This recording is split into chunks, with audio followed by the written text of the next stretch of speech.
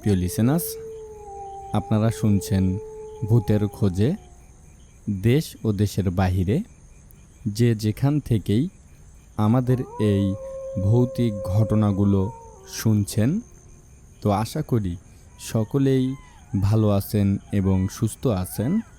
প্রিয় লিসেনার্স, যারা ভয় পেতে ভালোবাসেন এবং মানুষের সাথে ঘটে যাওয়া বিভিন্ন ধরনের ভৌতিক ঘটনাগুলো শুনতে ভালোবাসেন, তারা অবশ্যই ভূতের খোঁজে ইউটিউব চ্যানেলটি সাবস্ক্রাইব করে রাখতে পারেন। এখানে মানুষের সাথে ঘটে যাওয়া বিভিন্ন ধরনের ভৌতিক ঘটনাগুলো আপনাদের সামনে উপস্থাপন করা হয়।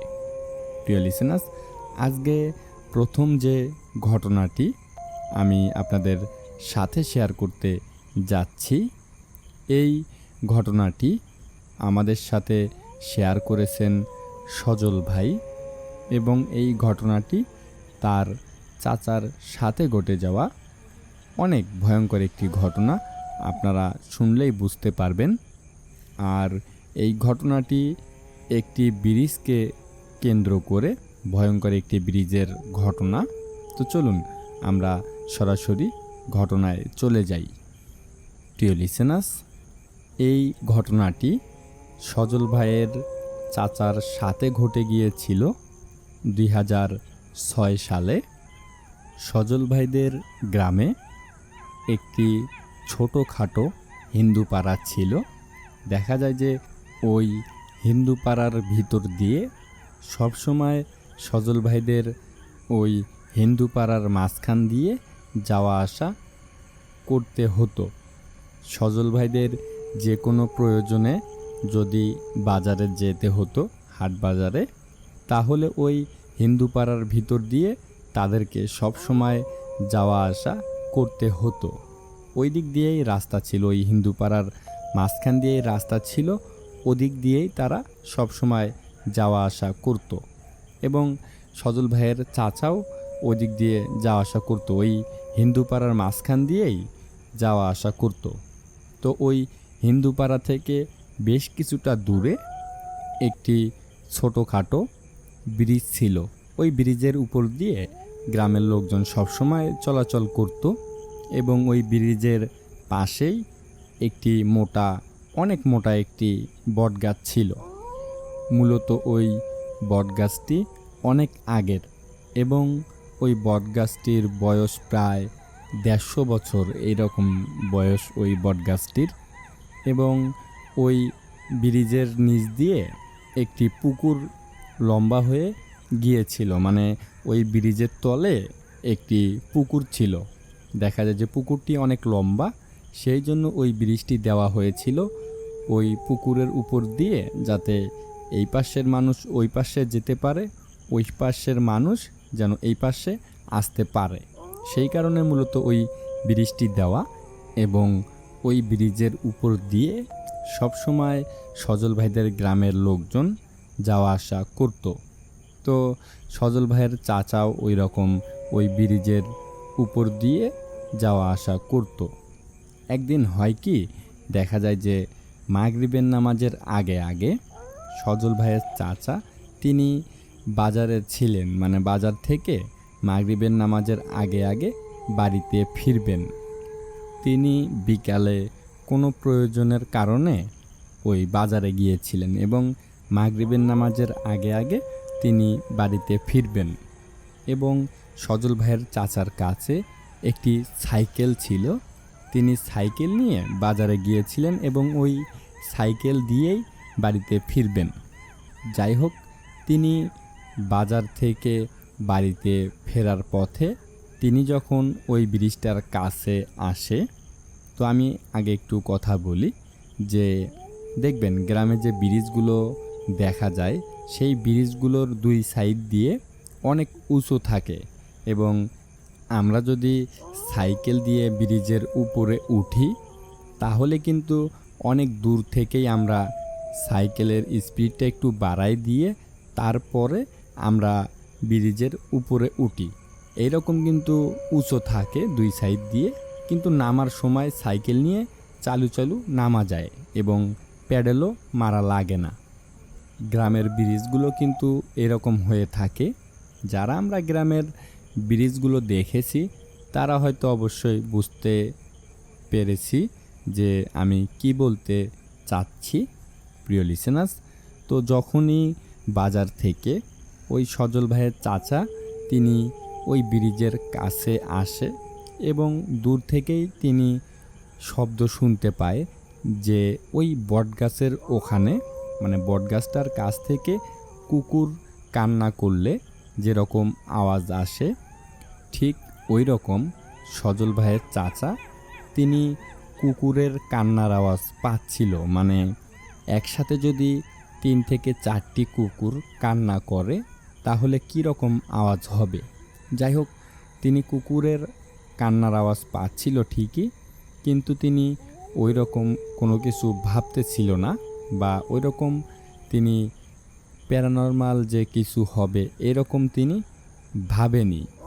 তো ওই সজল ভাইয়ের চাচা তিনি ব্রিজের কাছে যখন আসে তখন তিনি দূর থেকেই ওই সাইকেলের স্পিডটা একটু বাড়ায় নেয়, যেন তিনি সঠিকভাবে ওই ব্রিজের উপরে উঠতে পারে।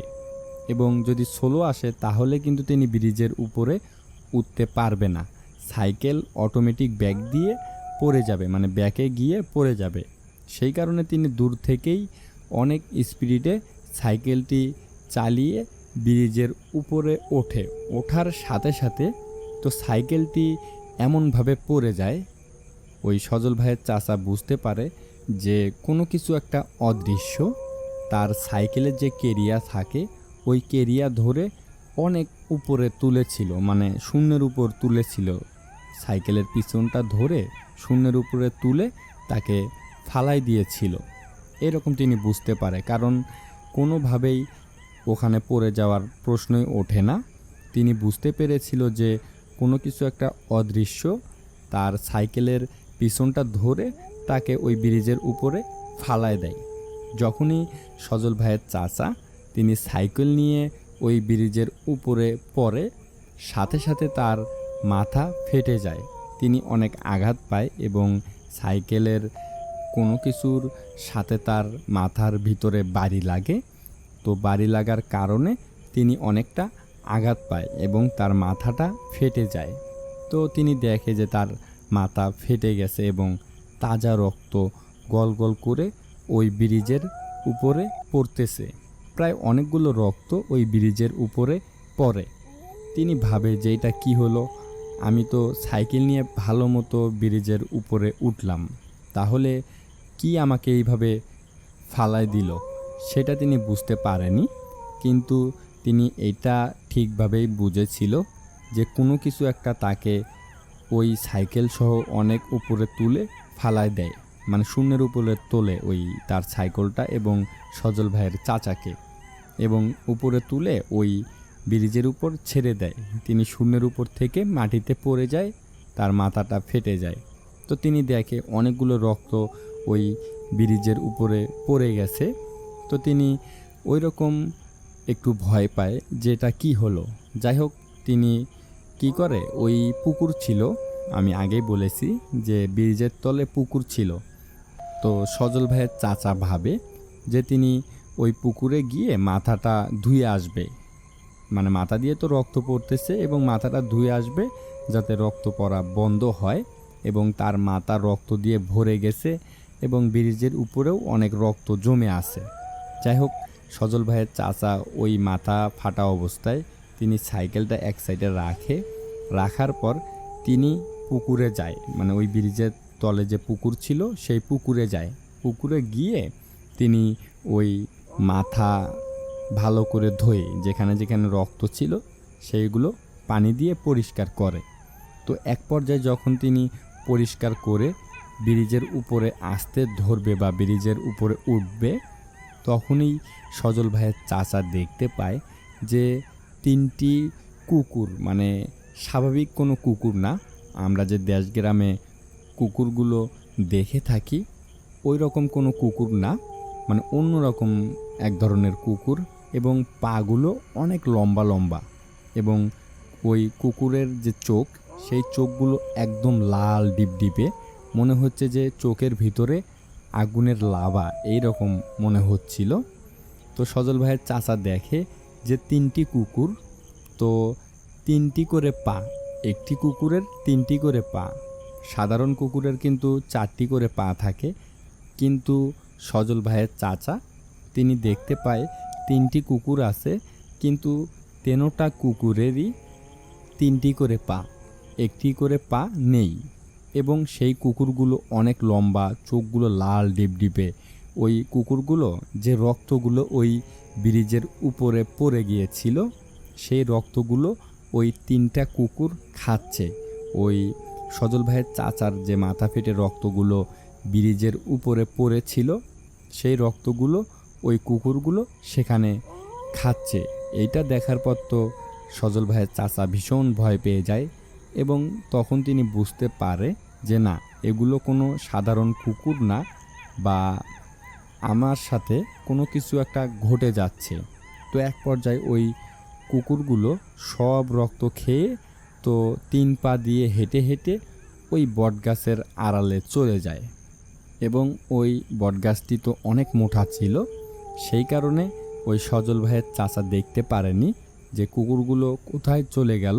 তিনি শুধু এতটুকু দেখেছে যে ওই কুকুরগুলো ব্রিজের উপর রক্ত খেয়ে বটগাছের পিছনে চলে গেল, এতটুকুই তিনি দেখেছে। তারপরে আর ওই কুকুরগুলোকে তিনি দেখতে পায়নি।